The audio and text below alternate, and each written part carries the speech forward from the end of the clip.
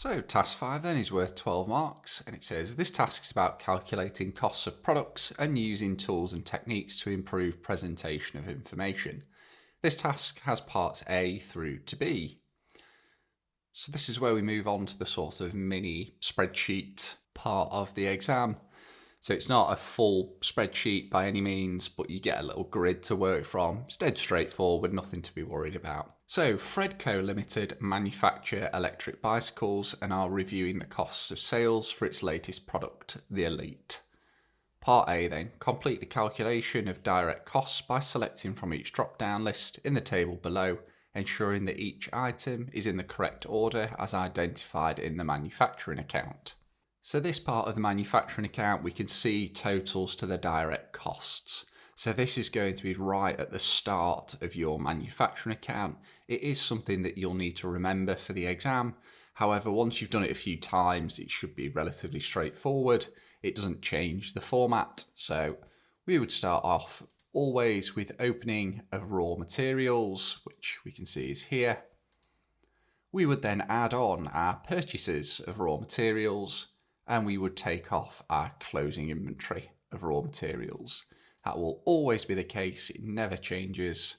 And then the last part is we would add on our direct labour. And that in total would give us the direct costs of this business's manufacturing account for the product, the Will-aat. So moving on from there, it says you've been given the following information. So we've got manufacturing overheads and then the opening inventory of work in progress, finished goods, etc. Part B then says calculate the costs in the table below. Show your answers to the nearest whole pound. Do not use spreadsheet formulas when entering your answers. So spreadsheet formulas be something that's covered in level 3, although I'm sure there's many of you that work on Excel on a day-to-day basis or have at least used Excel and know that there's plenty of formula functions that can be used to make life significantly easier. You don't want to be using those here. It's not how it's marked.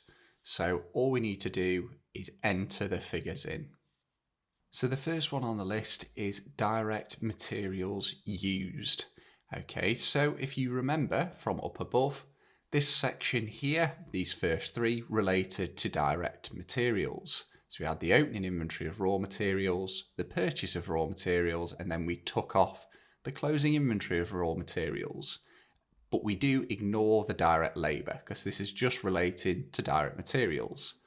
So it would be 75,000 plus 106,000 minus 31,000 to give us direct materials used of 150,000. So we can enter that in like so. So we can literally just click in the box and type in the answer, nothing more complex than that. Direct costs already being given to us, we already knew that from part A. The manufacturing cost then, remember, would be the direct cost plus any manufacturing overheads. So within our table, we have manufacturing overheads of 25,000. So to get to the manufacturing cost, all we would need to do is add on our 25,000 to our 175 to give us a total manufacturing cost of 200,000. Next on the list then would be the cost of goods manufactured. So to get our cost of goods manufactured, we would add on our opening inventory of work in progress, and we would minus our closing inventory of work in progress from the manufacturing cost. So we'd start with our 200,000. We would add on our opening inventory of work in progress, so the 60,500, and minus the closing inventory of work in progress. And that would give us a cost of good manufactured of 190,750. So enter that in. And then the last figure on there is cost of goods sold. So very similar to what we've just done. So we're working from the cost of good manufactured. So the last figure we've calculated, so the 190,750. And we want to add on the opening inventory of finished goods and then minus the closing inventory of finished goods. So that would give us a cost of goods sold figure of 187,000. So that is part I done of this. We've calculated the costs in the table. The next part then, it says place a 3, and that's pixels, px, border around the table heading cells A1 to B1. So what we do is we would select cells A1 to B1. We then go to our border and select 3 pixels solid black. And that puts a border around our headings. The next part then says format cells B4 to B6 with 1000 separators. So we want to go to B4, drag down to B6, then go to format, and we want this as thousands. And you can see by doing that, it's put the little commas in at the 1000 separator. So the next one on the list says fill cell B6 with any colour. So colour of your choosing. So select cell B6, go up to your little paint bucket, and we will go with a nice purple. Probably wouldn't choose that, actually, just due to the fact that it makes it really hard to see. But we're going to roll with it now. We're going to go with it because we've selected it. But you would get the mark regardless of visibility. I mean, don't obviously turn it so that you literally can't see the text. But any colour, as long as you can still see the text, you would get the mark. I mean, you may even get the mark if you can't see the text, if it's underneath the colour, but, you know, let's not risk it. So the last one on the list says increase the text size of cell A1 to font size 20. So we go to cell A1, go to our little font size here, so it's the second one along, and change that to 20. Okay, and that is it for task 5. We can now move on to task 6. 6 then is worth 12 marks and is about labour and inventory calculations. This task has parts A through to C. Johnson Limited has made the following purchases and issues of raw material during the month of April.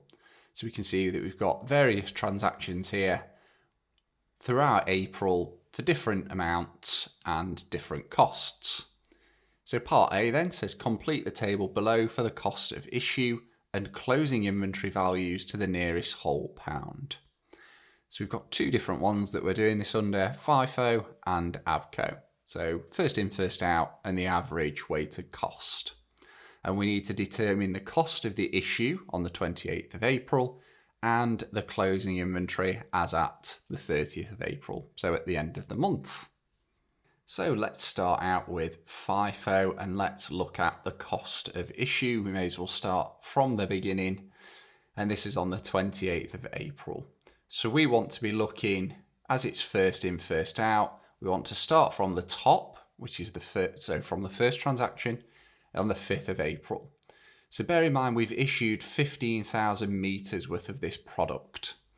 Okay, so we start from the top, so 5,000.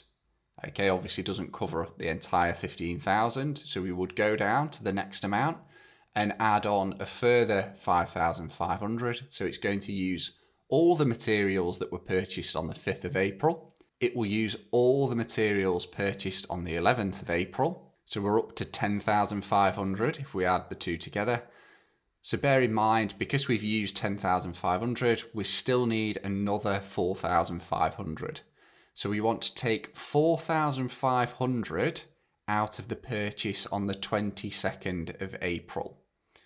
Okay, so to calculate this, what we would need to do to get the total cost, we do 5,000 times 2 plus 5,500 times £2 and 2 pence plus 4,500 at £2 4 pence.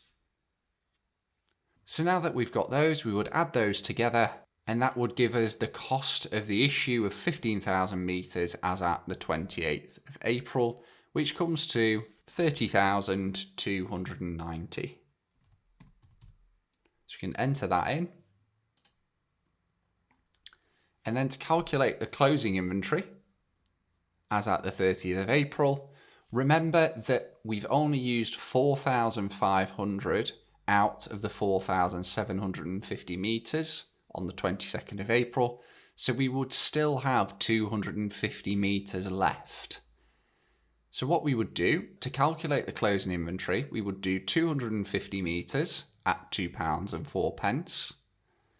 And when we would add on the next purchase, the 4,000 metres at £2.05, calculate them both, add them together, and that would give you a closing inventory amount of 8,710.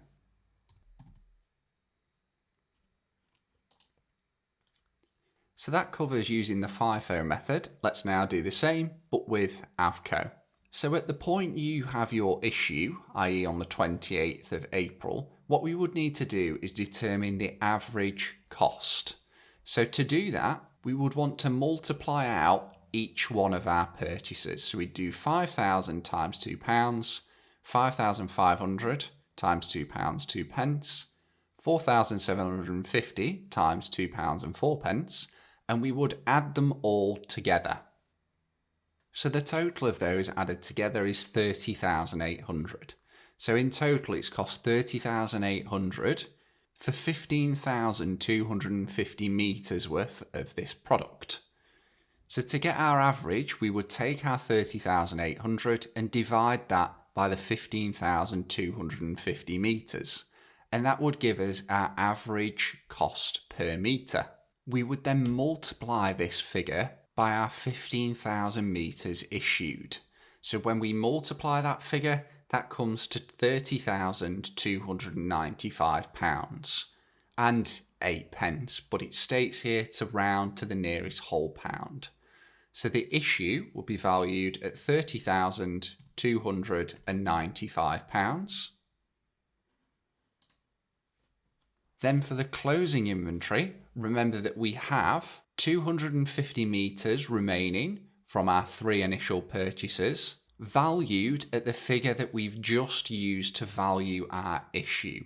So you want to multiply the 250 metres by the figure that we've just used to calculate our issue, which gives us, rounded to the nearest pound, £505. We then want to add this amount to the purchase on the 30th of April. So we want to add £505 to our 4,000 times £2 and 5 pence. And in total, that would give us a closing inventory value of 8,705. Excellent. Right, moving on to part B then. Johnson Limited is looking at its inventory control policies. Part B then, identify whether the following statements are true or false. The first statement then, reducing buffer stock will help to reduce storage costs. Well, that would definitely be true. So there can be some value in buffer stock, because all it means is that hopefully if you were ever to sell more than what you would usually expect to sell, you have some stock remaining in order to be able to sell it. However, obviously having that stock there would mean more storage. So by reducing that buffer stock, you would also reduce those storage costs. So that would be true. The next statement then, in times of changing prices, increasing buffer stock will help to stabilise the cost of inventory held. Again, that would be true. So what we're saying is if prices are particularly volatile, so they're going up and down a lot, it would probably help by having or buying in more stock, so that way at least we know that we've got it, we know the cost of that stock, without having to buy multiple loads of that particular stock, which if it's going up and down could be quite unpredictable. So you'd want to have that buffer stock in so that you at least know the cost of purchasing it. So that would also be true. Next then, it says Johnson Limited pays a time rate of £25 per hour to its direct labour workforce for a standard 35-hour week. It does not pay overtime in excess of the standard 35 hours. During this time, they are expected to produce 350 units. For any units in excess of this, they are paid an individual bonus of £2 per unit. There are 3 people in a team, and if all 3 people exceed 350 units each, there is also a team bonus of £60, which is divided equally between the members of the team. Team A all exceeded their targets, however, Team B did not. Part C then, complete the table below, showing all values to the nearest whole pound. If your answer is 0, enter 0. So we have Team A and we have Team B. We have the hours worked and the units produced. So let's first work out the basic wage. So we know that it states that they are paid £25 per hour for a standard 35-hour week. It states that it does not pay overtime in excess of the standard 35 hours. So that is absolutely key, that bit of information, because you can see that Team A actually worked an extra hour, but that would have been unpaid because it says that they do not pay overtime. So, to calculate the basic wage, they would both be 35 hours multiplied by £25, which gives a basic wage for both teams of £875. So let's enter those in. So let's now work out the individual bonus. So it says for any units in excess of this, they are paid an individual bonus of £2 per unit. So bear in mind they're expected to produce 350 units. And it states here that S. Roscoe for Team A produced 365 units, so 15 more than what they are expected to produce. So these 15 extra are paid apparently at £2 per unit. So it would simply be 15 multiplied by £2 per unit to give Team A, S. Roscoe, an individual bonus of £30. For Team B though, it says that the units produced were 355. So still over, but only by 5 units. So it would be just 5 units multiplied by £2 a unit to give an individual bonus of £10. Right, now on to the team bonus. So it says that Team A exceeded all targets, however Team B did not. However, everyone has to meet their target in order to get the £60 bonus. And it states that the £60 bonus is divided equally between the members of the team. Bear in mind there are 3 members in each team.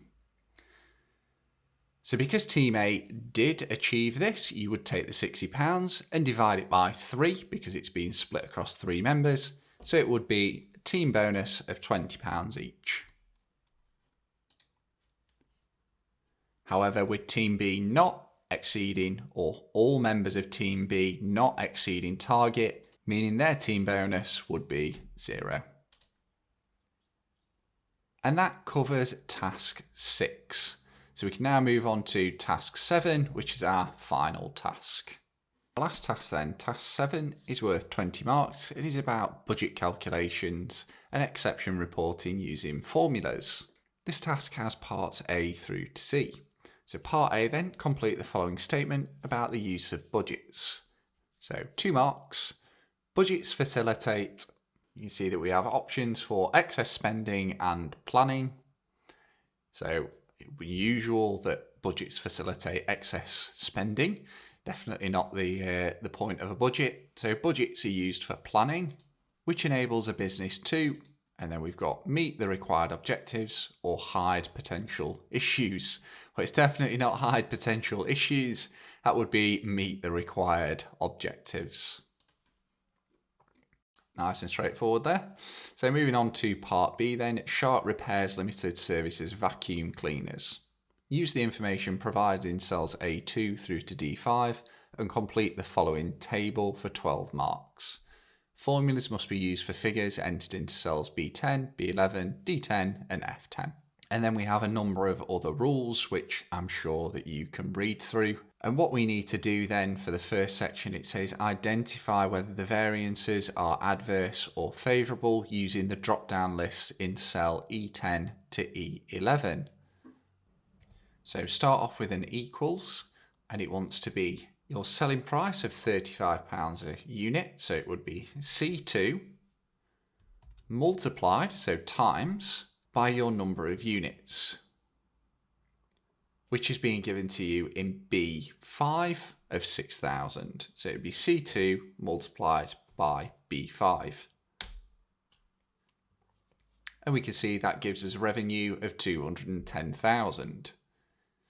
Moving on to direct labour then, again, start with an equals, and it wants to be the labour hours at 1,500, which is B3, multiplied by the amount per hour, which it states in C3 is £25 per hour. So it'd be multiplied by C3, which gives us 37,500.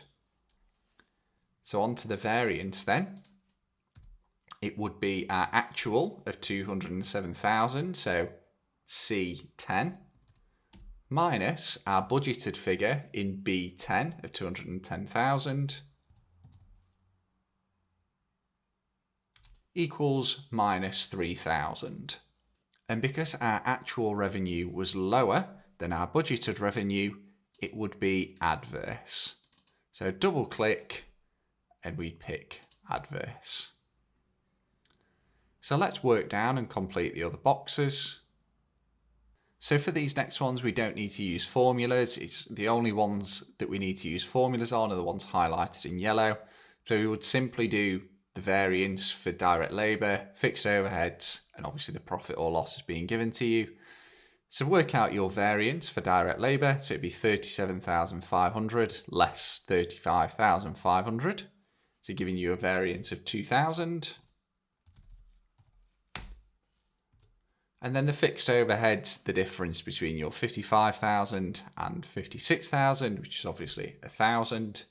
Now, because our actual overheads were more than our budgeted, that would be adverse.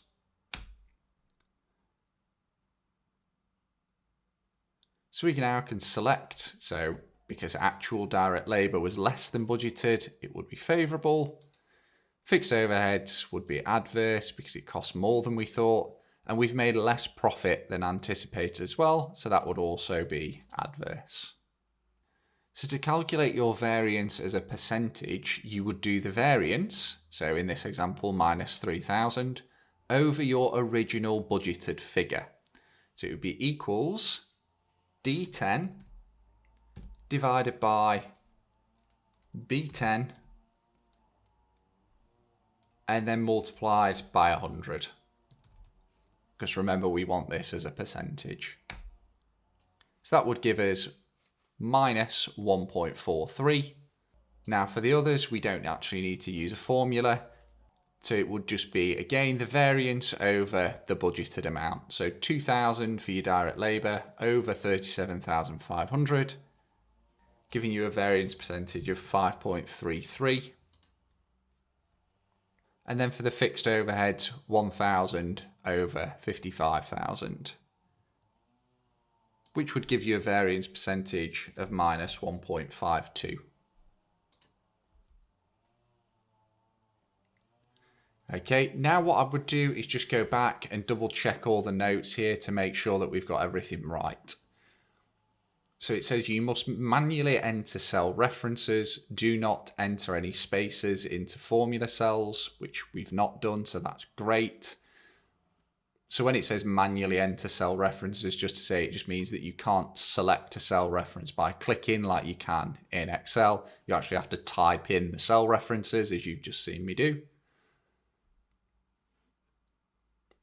We should use round brackets where we need to in formulas. However, we've not actually needed to here, so that's not been a problem. The remaining cells should be completed by entering figures only, which we have done. Show adverse variances using a minus sign, which again we have done just here. Monetary values should be shown to the nearest pound, which again, all of these are to the nearest pound. And the variance percentage column has been pre-formatted to 2 decimal places, which we can see it has. Excellent, so that covers that one. Right then, last question, part C. Identify whether the following descriptions of variances are true or false for 2 marks. So the description of the variances then, An adverse overhead variance could be because the office rental costs were negotiated to be cheaper in the year.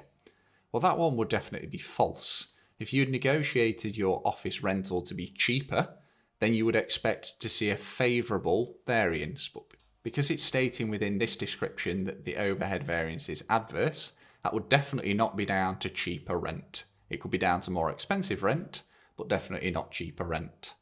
And then the last one, a favourable revenue variance could be due to selling more items, but at a cheaper price. Well, that one would definitely be true.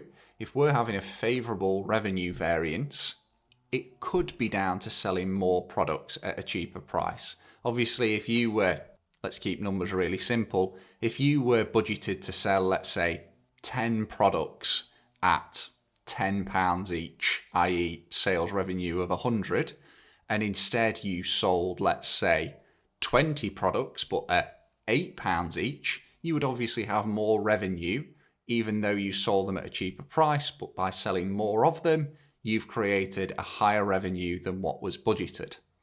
So that could definitely be the case, and therefore would be true.